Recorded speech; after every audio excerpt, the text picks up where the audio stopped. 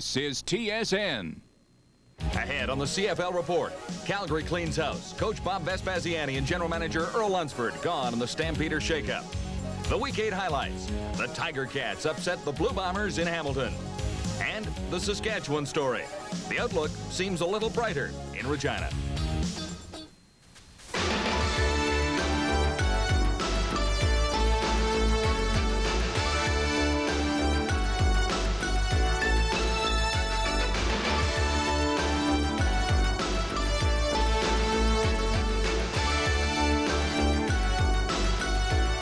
TSN CFL Report.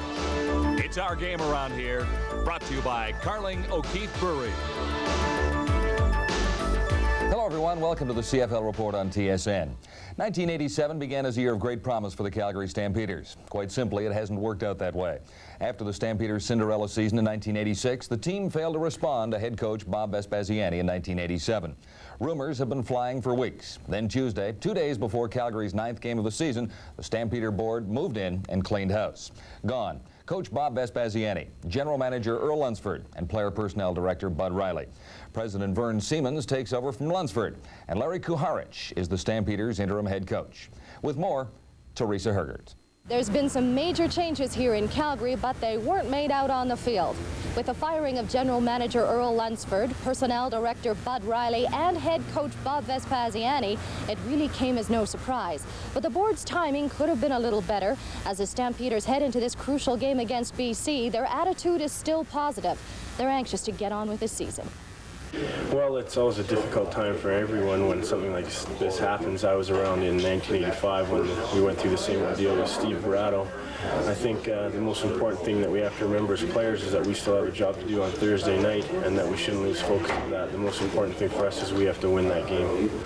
The Stampeders know they've got lots to gain, but everything to lose in this matchup against the Lions. Perhaps the one feeling the most pressure is this man, Rick Johnson. While an injured Rick Warman heals on the sidelines, it looks like Johnson has been given the green light for Thursday's game in Calgary. You know, no one likes to see anybody get injured, but when I found out Quick Parker wasn't going to be trying to tackle me, I wasn't exactly upset about it. You know, like I said, we wish him a speedy recovery, but Stuman's come in and it looks like a clone. You can't tell that Parker's gone, and Stuman's playing real well. They got Brett Williams coming in from Montreal is playing real well. Their front line is doing a great job, and they got some ball hawks in the secondary that they got me last time. This week, the Stampeders have been working at tightening up their defense. Offensively, they know they've got to put more points on the scoreboard than they have. Against a team like BC, they know they've got their work cut out for them. They're the best defense in the league, I believe, and of course they've had a lot of firepower that last year they don't have with them this year, so that should help us if we can put some points on the board. If we can score 3 to 4 touchdowns plus, I think we'll be in the ballgame. I think we have one of the best offenses. It's probably yet to be proven, but at this point we got some things to iron out, and once we do, I think there's going to be no stopping us. To say the Stampeders need this win would be an understatement. There's a lot on the line for both the players and new coach Larry Kuharich. But if they could pull off a victory, it might be all this team needs to rebound and get right back on track. Teresa Hergert for the CFL Report. Back to you, John. After all the promise of '86, the situation in Calgary seems critical right now. There are several questions to be answered. First, why now? Why not 2 weeks ago when the Stampeders had just lost their 6th in a row? Peter Watts joins me with his CFL notebook, perhaps with some answers to what's gone on in Calgary. Why now? John, I wish I knew. I thought that there would be a change made, that there would be a coaching change made 3 weeks ago after that 7-hour board meeting in Calgary, and the board at that time decided to stay with the current people. Now they clean house. Now they get rid of the 3 senior executives in the front office, and including the head coach, and the timing seems a little bit funny, particularly as it comes 2 days before a game with the British Columbia Lions. Was the Stampeder budget of hoping for 27,000 as a break-even point too optimistic in '87? Is that the problem? I think it might be a little bit. It seems to me that the way to budget is to anticipate, particularly in the wake of all the problems they had last year, to budget for a smaller number and particularly perhaps do with 1 or 2 fewer assistant coaches on the staff and try and get through the season. And then if something happens and the crowds come out and you have a few more dollars to play with, then maybe hire some staff later on. But it appears they went whole hog off the bat, and now the crowds, of course, aren't keeping pace with the expenditures. How do you think it can turn so sour in such a short period of time? Is it all chemistry? Well, it seems to be a lot of it. I mean, who can explain how 35 or 40 people in an organization are going to be able to get along? Last year, Earl Lunsford was a savior in Calgary. Bob Vespasiani was the coach of the year. They finished 11-7, and they did so well. And this year, nothing has gone right. Since opening day, it's been one problem after another, and now, basically, they're going to pay 3 people to stay home. Will Kuharich and Johnson get a chemistry going, do you think? Well, Larry Kuharich and Rick Johnson get along pretty well together, according to all reports. The interesting thing is that Kuharich, an assistant coach, has been promoted to head coach over the top of a couple of coordinators, particularly Ron Smeltzer, the offensive coordinator. And he and Kuharich, according to a lot of reports from a lot of reliable people, haven't had the best of relationships in Calgary. So we'll see what happens. It's going to be interesting. All right. What else have you got in the notebook? Let's get away from the Calgary situation. Well, the only other things, of course, Andrew McConnell, who is the #1 draft pick of the Winnipeg Blue Bombers last February, was cut by the Cincinnati Bengals of the National Football League. There are reports that a couple of other teams in the NFL are ready to talk to McConnell and to his agent, Gil Scott. Right now, though, McConnell is sitting at home in Toronto waiting for the phone to ring. So far, the Bombers have not called. And the latest on the James Curry story. Well, what's going on in Saskatchewan? Who really knows for sure? But after a 10-hour hearing on Monday, Mr. Curry is now on hold for 2 weeks while the arbitrator decides whether or not he's to be suspended for that hit on John Kangemi on the 4th of July in the game in Regina against the Toronto Argonauts. So he's on hold like the rest of us are until the judge comes in with a decision. Thanks, Peter. Never a dull moment in the CFL boardrooms. On the field, it's been a great year. The highlights, Week 8, coming up next on the CFL Report.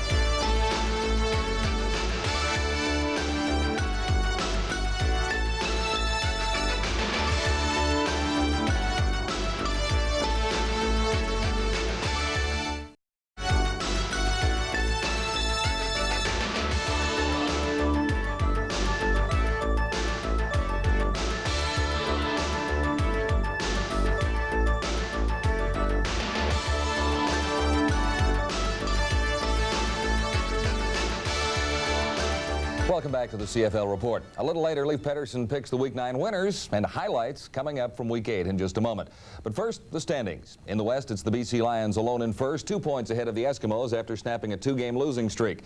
Saskatchewan moves to third, a point up on the Calgary Stampeders. In the East, it's tight at the top. Winnipeg at 5-2, leading Toronto by 1, with the Tiger Cats just 2 points away from first place. Ottawa now 2-5, 4 points off the pace.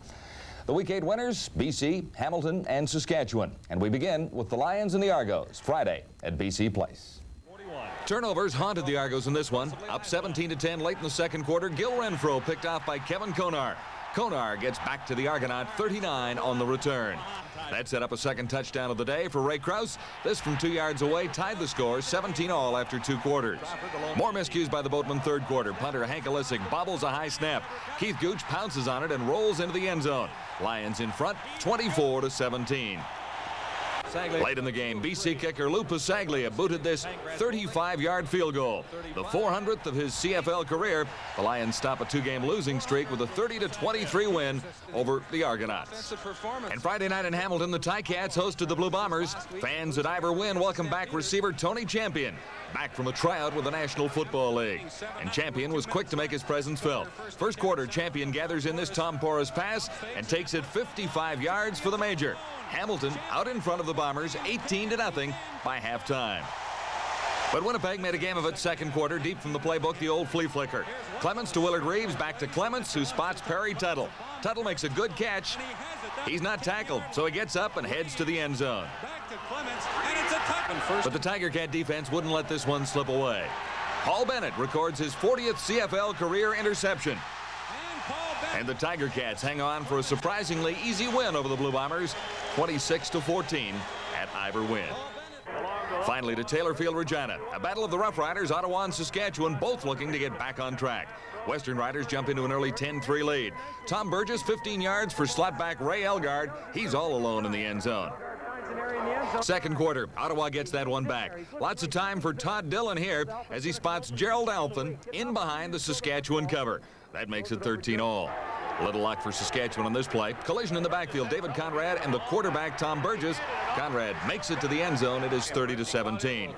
And a couple of late Ottawa touchdowns. This from rookie pivot Reggie Collier to James Hood. Game's last play. Saskatchewan, though, hangs on for a 3-point victory.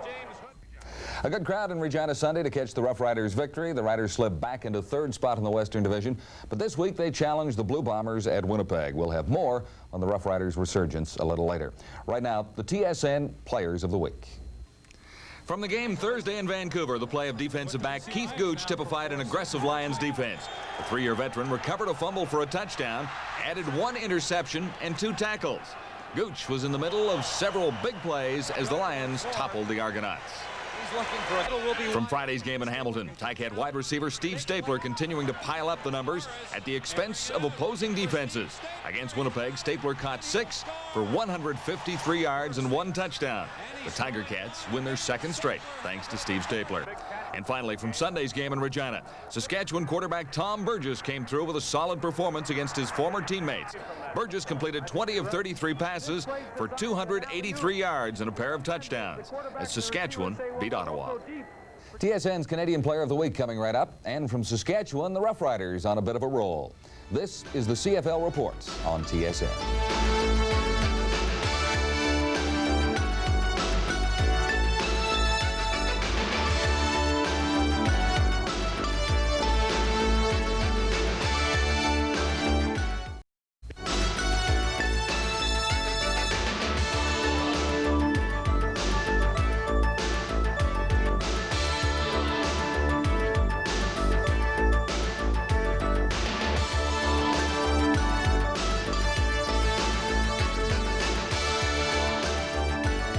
Welcome back to the CFL Report. Still ahead, Leif Pedersen picks the Week 9 winners. Right now, TSN's Canadian Player from Week 8. Sometimes I think he'll even admit that This week's runner-up, Saskatchewan Rough Rider place kicker Dave Ridgway. Ridgway, a perfect afternoon against Ottawa. 5 tries, 5 field goals, and a total of 18 points for the Riders' all-time leading field goal kicker. Dave Ridgway leads Saskatchewan to a key win over Ottawa.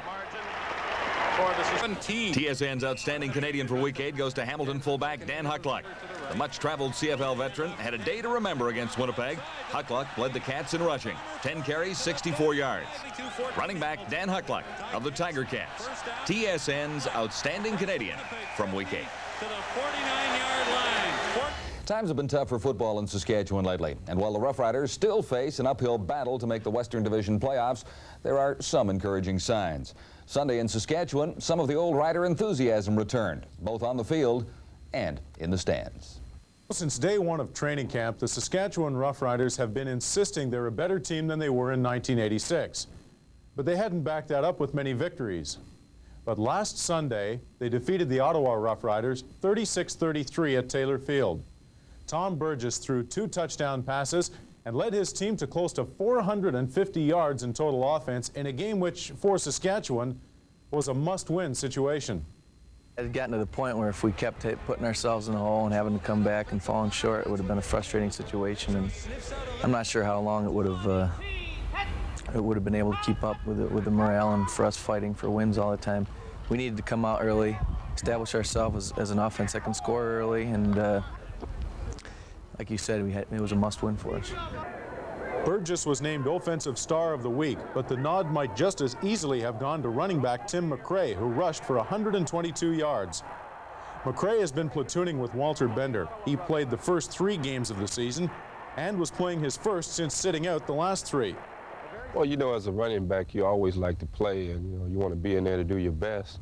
But in the situation that we're in right now, where they rotating us, I think it's keeping both of us fresh, in case of something happen down the road. But like I said, you always want to be in there, but in the situation we're in now, I think it's pretty good. Kicker Dave Ridgway was 5 for 5 in the field goal department. He's kicked his last 13 straight. Punter Terry Baker is now number 2 in the league in punting average. The Rough Riders have dressed only 41 players so far this season. That's just 7 over the bare minimum. And 4 of those players have dressed because of injuries to starters. That is the sign of a team which has a coach who believes in stability. Players play better if they're not looking over their shoulder all the time, and certainly have to make some changes, but I would like to stay with a group of players long enough for them to get to know the offense and the defense and know each other. The Rough Rider defense played perhaps its poorest game since the 44-1 blowout at the hands of the BC Lions, but still the Riders can boast the lineman of the week. Any team can beat any other team up. It's just the way that you prepare for the game, if you're excited for the game. Our team this year has been really excited for every game. We feel that we're there. We feel that we got a great chance of making the playoffs this year, and I think we're really going to show some people like Winnipeg when we go down there this week. They're going to realize that we're not just a team to be looked over. This team's belief in itself, that undying belief, is what sets it apart from Saskatchewan teams of the past. But of course, belief is one thing, victories are another. And that's why the win over Ottawa last Sunday was so critical. It justifies this team's belief in itself. And it helps everybody in the organization sleep just a little easier for at least a few nights. I'm Jeff Currier in Regina for CFL Report. A big challenge ahead for the Rough Riders in Week 9. They play the Blue Bombers in Winnipeg. And a challenge, too, for the Stampeders. After the shakeup on Tuesday, they meet the Lions on Thursday. We'll have the game live for you at 9:30 Eastern. And with a BC story to set up TSN's Game of the Week, here's David Pratz. Thanks, John. The BC Lions offensive line appears to have found itself a new career, stand-up comedy. In the words of Rodney Dangerfield, hey, these guys don't get no respect. A big part of the problem is TV coverage. It seems the only time these guys are pointed out is when they've done something wrong. Procedure, BC number 65. And when things do go right, the credit always seems to go to somebody else. Fittingly for Krause, and he's into the end zone. John Blaine of the Lions got so upset with the situation, last year he refused to talk to the media. Even a year later, there are bad feelings. We don't look for a lot of respect from media or the other people like that because they don't, in a lot of cases, understand what's going on and who really does make the mistakes. But get Blaine in a group of his teammates, and you begin to see the other side of what it's like to be an offensive lineman. And by the way, John's son Joseph, his middle name is Rodney, and we like to call ourselves a Rodney Dangerfield of the CFL with no respect. John, Joseph is now, what, 2 years old? 2 years old, 6'6". 6'6", 280, and the Lions territory protection in the year 2010. Going for the laughs instead of the ego. It seems to be how the offensive linemen deal with it all. Ian Sinclair, for example. Sinclair won a national championship when he played for the Miami Hurricanes. Nevertheless, back home in Canada, he still needs his American Express card and his sense of humor. I just, like to be part of it, to be there, to people watch and lay back and see it all happen. I enjoy watching it, but I'm glad I'm really not that much a part of it. I get enough that keeps your head big enough to fill the hats. We'd like to take this minute to get a little off base and do a little plug for our new company, 1-800-GUTBUSTERS. We're doing a new thing. Gerald's got a few of them at home. He's promoting the new concept. This is the before picture. Here's the after picture. As you can see, we're teaming up on this one. It's going to be a good moneymaker for us. Off-season job in the old CFL. By the way, Ian, it looks like you haven't been using yours lately. In fact, you look like you're a part pirate with that sunken chest. No matter how you look at it, the BC Lions offensive line is going to get a whole lot more respect in Calgary this week than it ever will in Hollywood.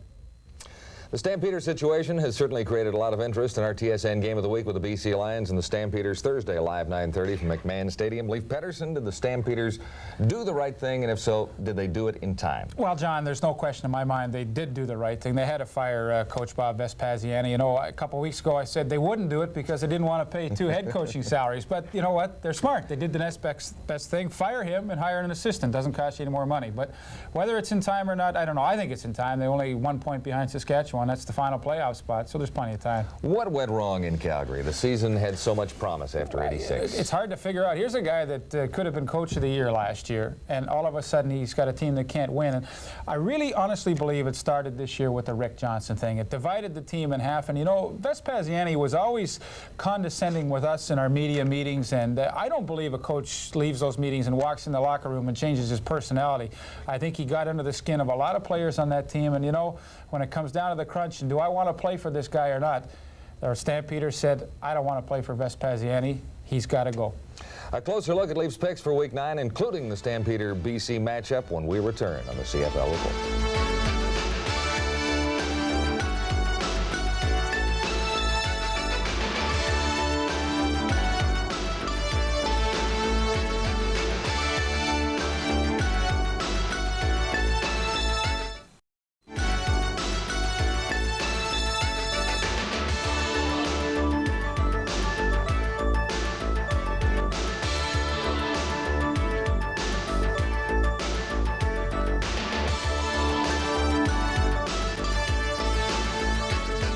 Welcome back to the CFL Report on TSN. Time to pick a few winners for Week 9, something my partner Leif Pedersen has not had a great deal of success at doing over the past couple of weeks. Another week where you got 1 right and 2 wrong.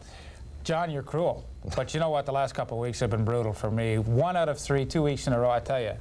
This week's going to be a lot better. But you know the good side. There's a good side to every bad thing. Tell me about it. It is. Yeah. It means I pick a lot of favorites. So this means that the competitive balance in the league has really improved this year, and that means good entertainment for the fans at home. So there's a great side. First question as we look ahead to the week is, what kind of a difference does Larry Kuharich make for the Calgary Stampeders against BC? Well, who knows what kind of head coach he's going to be. I know one thing, though. Earlier in the year, Rick Johnson said, I like this guy, Larry Kuharich, and if he's my head coach, I can play for a guy like him. Now, Rick's the heartbeat of this club. So maybe the other guys are going to follow suit and they can turn it around. Heck, they're only 1 point behind Saskatchewan. They've got a long season ahead of them. But the Stampeders, in your estimation, do not stand any kind of a chance of knocking off the Lions, do they? Well, wouldn't it be nice if you could start as a head coach your first game against Ottawa or Saskatchewan? But no, you got the best defensive team in the league coming into town to play. So a lot of X's on the BC side. Calgary, wait till next week before you get this whole turnaround going. Tough way to begin, Larry. You got the BC Lions in game number 1. All right, let's go to Friday's game, Hamilton at Toronto. This could be the game of the week, according to Leif Pedersen, and I think it might well be. Well, John, it's a great matchup, and anytime these two teams get together, it's always an interesting game. I think one of the interesting things to note is Hamilton always plays well in Toronto, and vice versa. Toronto plays well at Ivor Wynne. Toronto won there on the last play of the game this year, but I'm really going to go out on a limb and say, in Toronto, the Tiger Cats will prevail, and I think it's the quarterbacking system that I really like. Porras and Kerrigan, and you know, if they get into trouble late in the year, they got Hobart. And those are 3 pretty quality guys to have on your team, and I think that can carry them a long way. Here are the X's. They stack up in favor of the Hamilton Tiger Cats over the Argonauts, even in rushing, even in special teams. Everything else down the left-hand side favors the Tiger Cats. That's what Leif Pedersen says, but then remember your record from last week, too. Well, now, come on, don't remind me. But it could change. The passing could be even, too. Calvin Muhammad may start at wide receiver for the Argonauts. He's a good one, and that could even up in a hurry, but still, Hamilton in a close one. The Saturday matchup, Saskatchewan Roughriders in Winnipeg against the Blue Bombers. Riders coming off a victory, Bombers coming off a loss. Do the Rough Riders have any kind of a chance? I don't think so, John. Winnipeg, anytime they lose and then they go back at home to rebound, they're always tough. And Saskatchewan, although they won last week, I think they're in a little too tough this week at Winnipeg. Winnipeg should win this one handily. Leif Pedersen calls the Winnipeg Blue Bombers in this one. The X's down the right-hand side in every category for Winnipeg, with the exception, again, of rushing and special teams. Give Saskatchewan close margin. Yeah, I give him an X for special teams. Anytime Dave Ridgway kicks 5 field goals in a game, he deserves to get an X there. So, but still, Winnipeg. X marks the spot of Ridgway. The final game Sunday.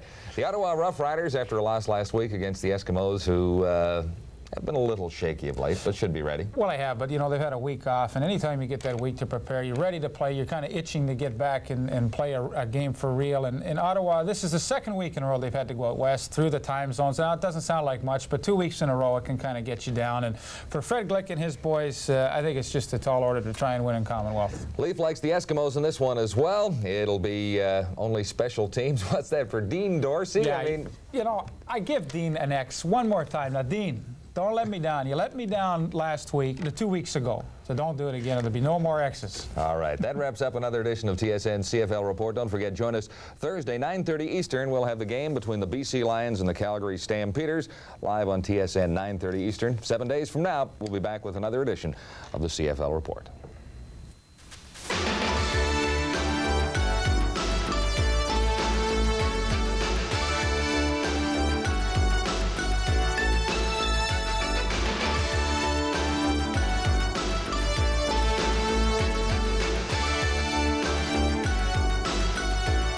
TSN CFL Report. It's our game around here, brought to you by Carling O'Keefe Brewery.